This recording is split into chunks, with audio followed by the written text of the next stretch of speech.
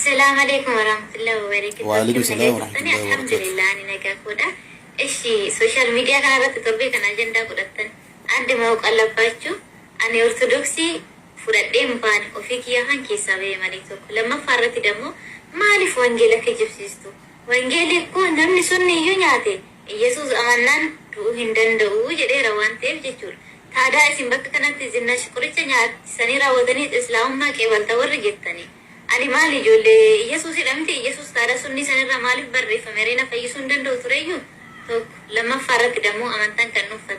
أنا الأوقاف درا دام باسه جرا إسلام ما في مكيناتهم أما سدامو وانجيل إنك جبسيس وانجيل إيه لغات نما تكاتا تفرطتو لغات أودي دمانيدا مكيناتهم يسوع كريستوس مال جد وانجيل كيت أبا هو يميار ربوتنا ياكمنا يكربلاتشو جرا دبتي إيه كذا إنه يو أبا كذا تيجي سنبغي رمتي أنا سكران كرد يسوع إذا كذا سكران كرد لا يجوا ربي توكي جماله كل لود يوكفك كيوان yookiin dammooti taaphotaa miti jechuudha. Rabbii tokkicha isa dachiifsamii uume sanidha jechuudha. Iyyasuus Kiristoos eeyyen nama. Iyyasuus Kiristoos eeyyen nabiyyiidha. Kan eenyu dubbata? Wangeela dubbataa jechuudha. Zinnaashi miti ka dubbatu.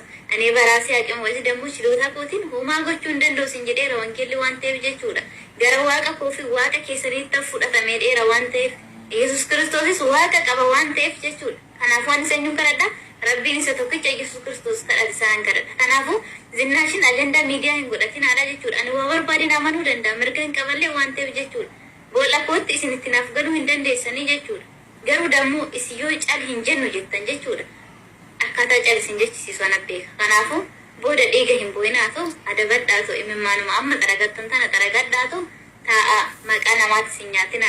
Warri dhiirri dammoo dhiira kiristaanaa gadi xiqqeessitan maal dhiirri kiristaana keessa hin jiru islaama keessa malee maal yoo haraa kiristaana keessatti koo dhiira tokkoof dubartii tokko iyyuu gara islaamummaa dhufaniitu haraayyuu hanga shari'aan afur eeyyamutti maal fan deemare erga dhiirri barbaaduudhaan dhiiruma tokkicha kiristaana san hin qabaddu.